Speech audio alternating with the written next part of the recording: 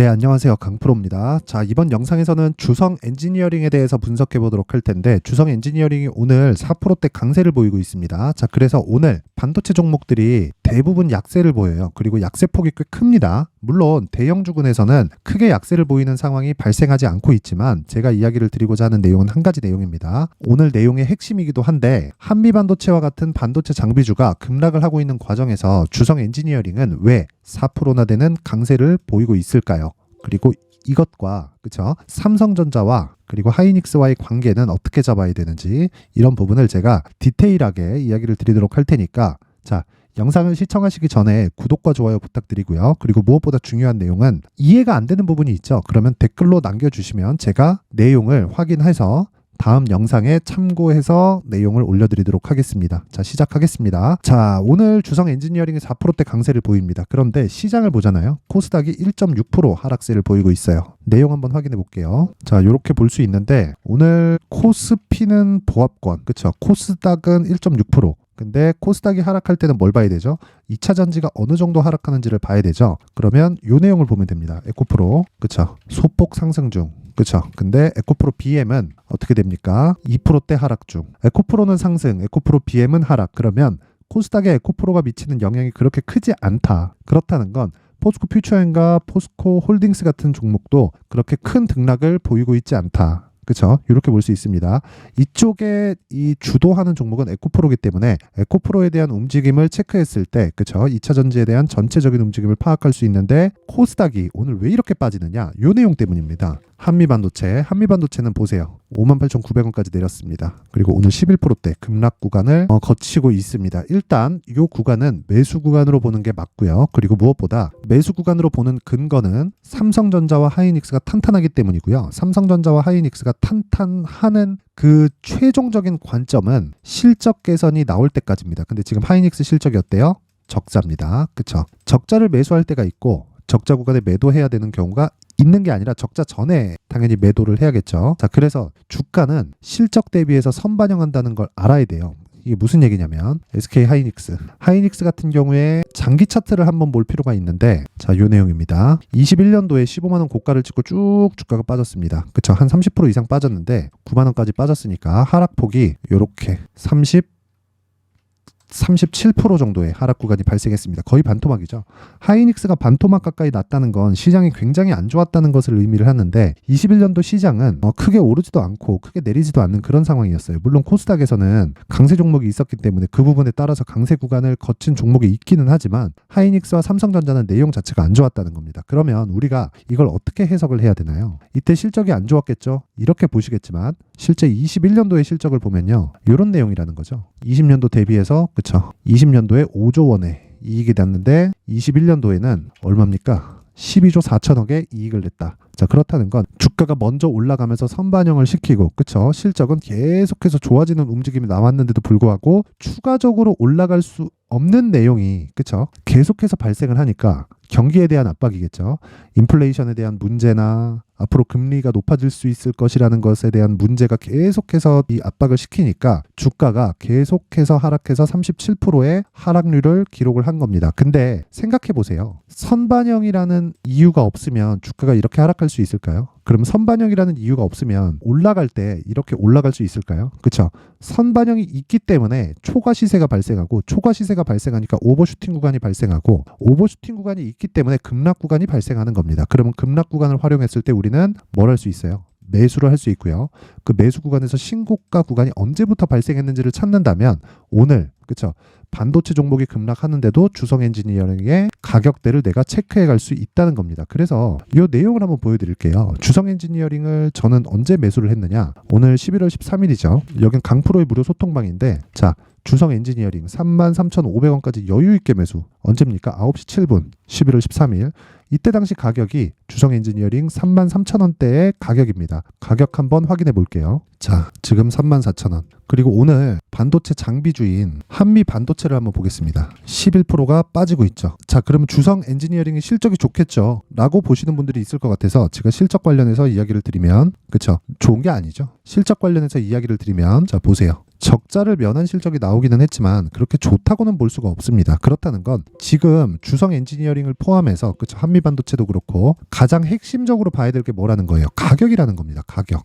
그리고 그 가격을 내가 체크하는 과정에서 가장 중요하게 봐야 될 건 이 내용입니다. 정배열과 역배열의 차이, 그리고 이격도의 차이. 그래서 내가 가격을 얼마에 잡았을 때 단기 보유 전략으로 연결시킬 수 있는지. 단기 보유 전략은 2주 안에 내가 수익을 볼 수 있는 가격대를 의미를 합니다. 이런 부분에 대한 파악이 되어 있어야 내가 한미반도체 같은 종목에 물리지 않고요. 하락했을 때 매수할 수 있고요. 그리고 반도체 종목이 일제히 떨어지는데도 불구하고 주성 엔지니어링 같은 종목을 매수할 수 있다. 그 부분을 여기 강프로의 무료 소통방에서 확인할 수 있습니다. 이거 오늘자 내용입니다. 9시 7분. 그쵸? 9시 7분 오늘자 내용이고 가장 중요하게 보셔야 되는 건 신고가 이후에 상승폭이 어느 정도까지 나왔고 돌파의 초입인지 아닌지에 대한 확인입니다. 물론 그쵸? 한미반도체 경우에도 여기 보세요. 어떻게 됐습니까? 여기 보시면요.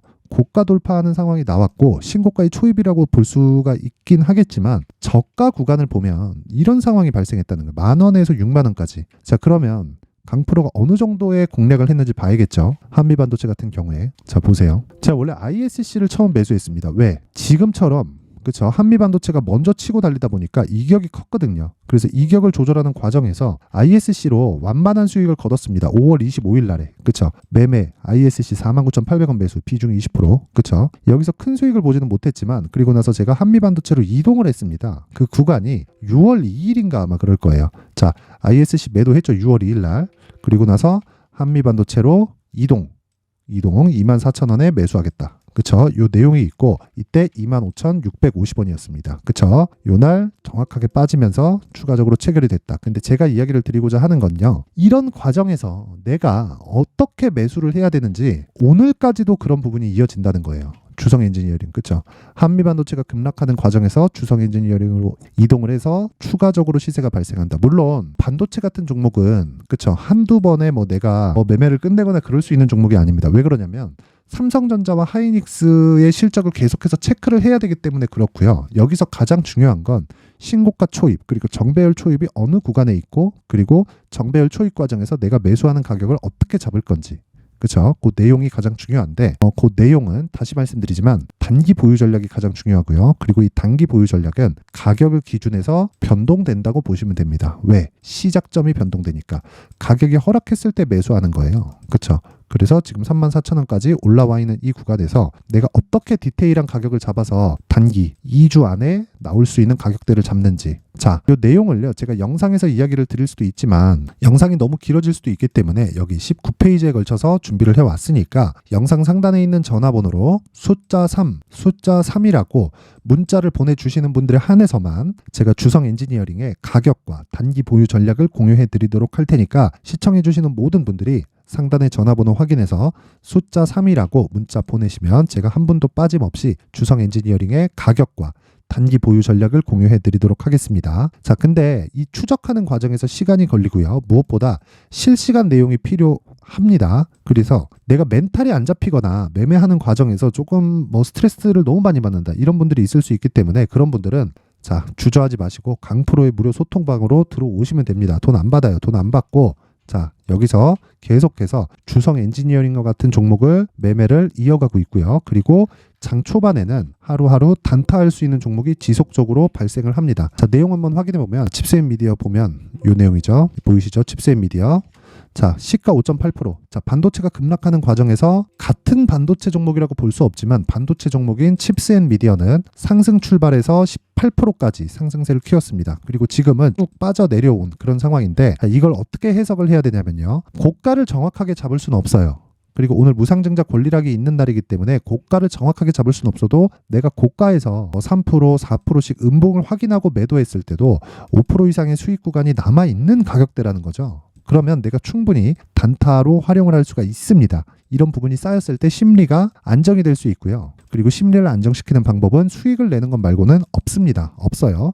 그리고 오파스넷도 한번 보면 자, 오늘 시장이 좋지 않은 상황을 보이고 있는데도 불구하고 그쵸? 1%대 강세를 보이고 있고 매수가 대비해서 1.5% 정도의 수익 구간에 있습니다. 자, 오늘은 상한가를 간다든가 뭐 20%대 수익을 뭐 낸다든가 이런 상황은 발생하지 않고 있지만 어떻게 보셔야 되냐면요. 이런 내용입니다. 자, 오파스넷 오늘 시초가 종목입니다. 한동훈 관련주고 이 내용이죠. 오파스넷 10시 9분에 이야기한 내용입니다. 자, 내년 총선이 있고요. 총선이 지나면 대선 전국으로 들어갑니다. 선거가 임박해 있을 때 이슈가 되는 후보군이 재편될 수 있지만 큰 움직임 변동이 없다.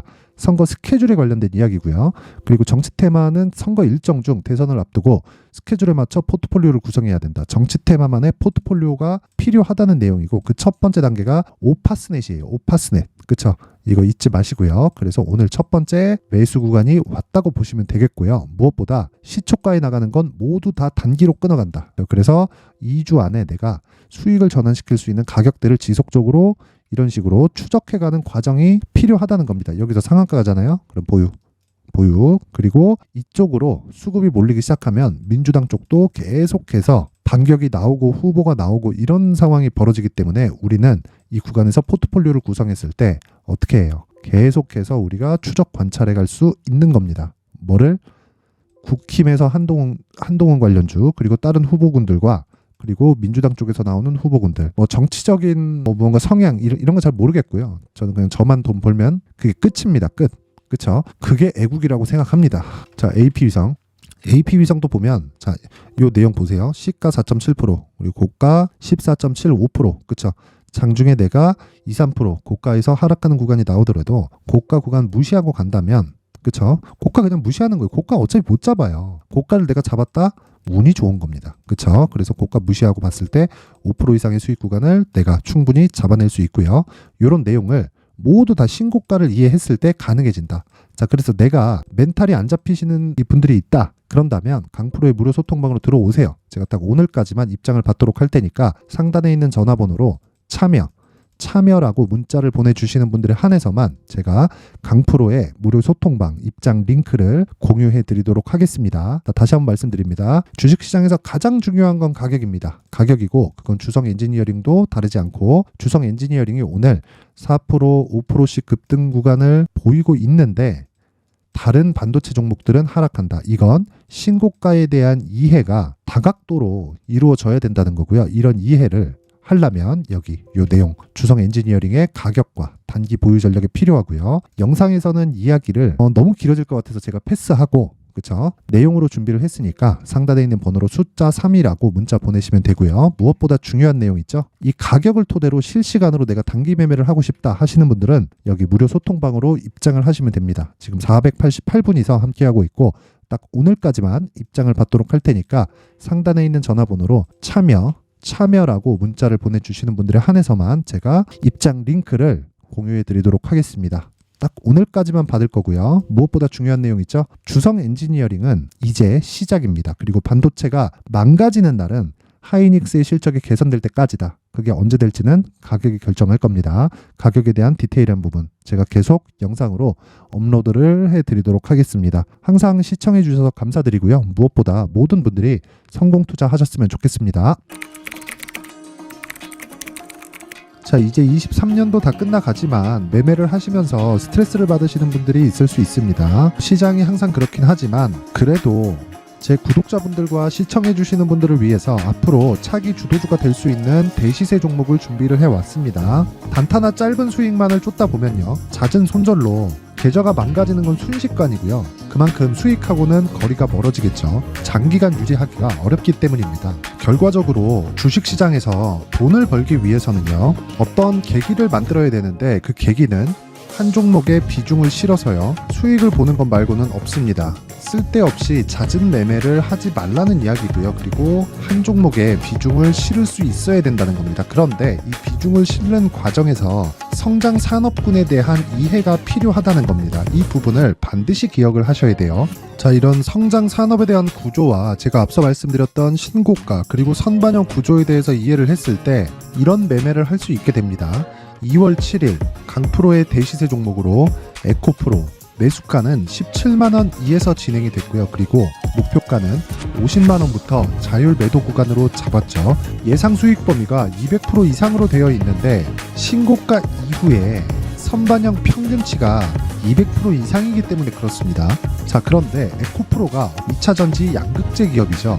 2차전지 양극재는 친환경이라는 범주 안에 속해 있다고 보시면 됩니다. 근데 제가 항상 이야기를 드리죠. 시세는 항상 연결된다고요. 앞으로 나올 대시세 종목도 이런 친환경이라는 성장 산업군에 포함되어 있어야 됩니다. 자, 이런 성장 산업군에 포함되어 있는 걸 확인한다면 이 내용처럼 세 가지의 공통점을 가지고 있습니다. 1년에 많은 종목이 발생하지 않고요. 그리고 세력들의 장기간 매집 구간이 확인돼야 되고, 그리고 상승하기 시작하면 평균적으로 3개월 정도의 상승 구간을 보이기는 하지만 제가 2개월이라고 작성을 해온 건 한 가지 내용 때문입니다. 한 달은 확인하는 과정이 필요하기 때문입니다. 이게 무슨 얘기냐면 성장 산업에 대한 부분, 그리고 이런 공통점, 여기다가 기술적인 내용을 다 포함을 시키더라도 절대적으로 가격이 우선적으로 반영이 되는 것이기 때문입니다. 에코프로도 마찬가지예요. 장기간 하락하면서 최악의 국면을 거쳐왔고요.